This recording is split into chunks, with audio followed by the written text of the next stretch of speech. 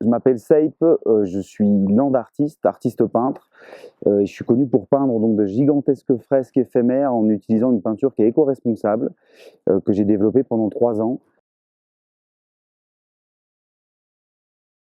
Principalement l'avènement des drones qui m'ont permis d'avoir une vue depuis le ciel sur le sol facilement accessible. Et puis après, j'étais entouré d'herbes. J'avais envie de faire quelque chose que j'avais jamais vu faire avant. Et du coup, c'est pour ça que je me suis lancé dans cette idée. Après, je trouve qu'il y a plein de choses à raconter. Le côté éphémère des œuvres que je trouve hyper intéressant, puisque du coup, j'aime bien dire que j'essaie de laisser une trace qui est vraiment pas de trace dans la nature. J'essaie de laisser des traces dans les mémoires, mais pas sur la nature. Il y a le côté du gigantisme qui fait qu'on s'y perd un peu, qu'on doit prendre du recul pour voir l'œuvre, que je trouve hyper intéressant. Il y a le fait de pouvoir aller s'exprimer dans des endroits où c'est pas vraiment attendu, finalement en pleine nature.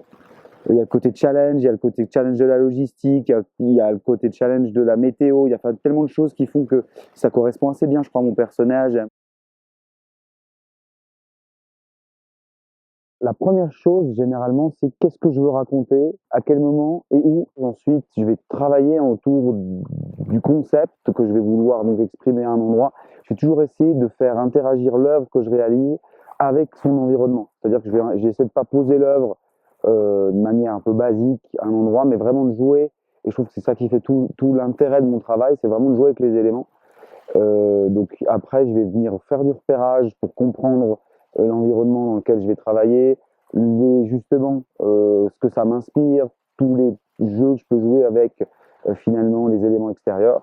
Ensuite, je vais organiser des photoshootings qui vont me permettre d'avoir un appui photo pour faire mes croquis. Et puis après, j'ai des assistants qui vont me préparer ma peinture en direct, pendant que moi, je vais faire un peu comme un peintre, avec un compresseur qui va me mettre la peinture directement sous pression, que je viens pulvériser. Alors je dis peinture, c'est des pigments naturels. Ici, j'ai utilisé typiquement que du charbon de bois. Donc généralement, c'est soit de la craie, soit du charbon de bois. Ici, que du charbon de bois. Donc c'est vraiment des pigments que je vais venir pulvériser directement au sol. Et puis là, j'ai joué avec les dilutions de charbon pour avoir des nuances de gris. Et ensuite, c'est des photos de drone et des vidéos de drone qui vont venir sacraliser, immortaliser l'œuvre avant que finalement elle disparaisse. Et ici, on peut imaginer que ça disparaît assez vite. Un projet comme celui-là, en fait, il a plein de tenants et aboutissants. Le premier, c'est de réfléchir justement à ce qu'on va vouloir raconter. L'idée, donc, c'est de connecter deux stations avec, à l'époque, si je dis pas de bêtises, un des plus grands téléphériques au monde. Et c'est marrant parce que du coup, on connecte deux stations qui vont du coup travailler ensemble et vivre ensemble. Moi, c'est la première chose qui m'inspire. Après, la montagne, pour moi, ça m'inspire à la fois la carte postale et à la fois un milieu hyper aride pour travailler, hostile. Donc en fait, c'est un peu ça que je pense que j'essaie d'exprimer dans cette œuvre. Au niveau logistique, on peut imaginer que c'est hyper compliqué de travailler en montagne. On doit vraiment, déjà sur la neige, mais en plus en montagne, on doit gérer la météo, le vent, le froid. Je crois qu'il faisait quand même -15 hier quand j'ai travaillé ici à La Plagne. C'est deux œuvres, une ici à La Plagne, une aux Arcs, pour rappeler justement cette idée d'interconnexion entre les deux stations. Et donc, j'ai essayé de parler du besoin de travailler ensemble, du besoin de collaborer dans un milieu hostile et de connecter justement deux vallées, deux stations, quoi. C'est ça mon intention artistique.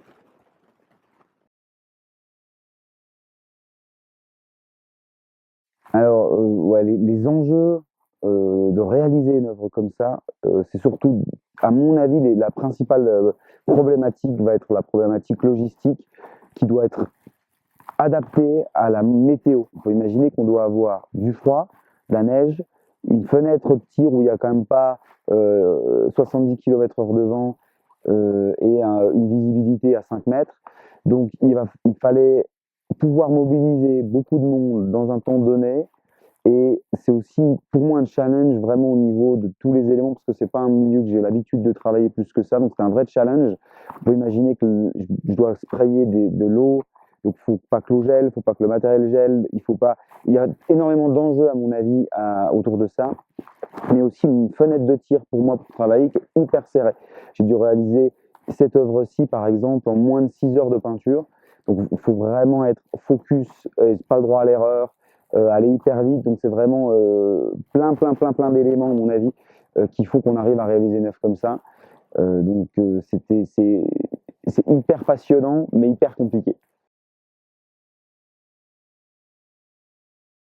Mon choix artistique, ça rejoint la question de tout à l'heure, à mon avis, par rapport à qu'est-ce que j'ai voulu exprimer et quelle est finalement l'intention artistique, pardon.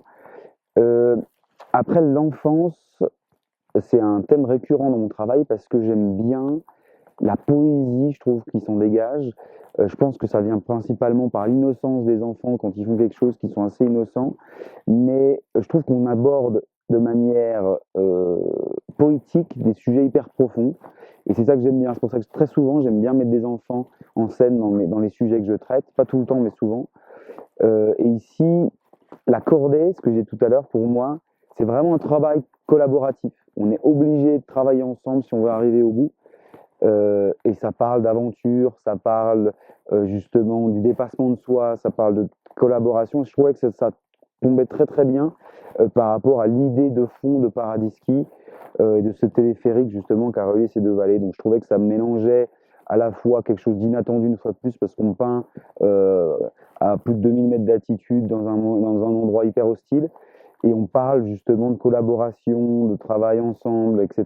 Donc je trouvais que ça fonctionnait hyper bien, et c'est hyper poétique pour moi, donc esthétique et poétique, donc je trouvais que ça marchait bien avec le milieu.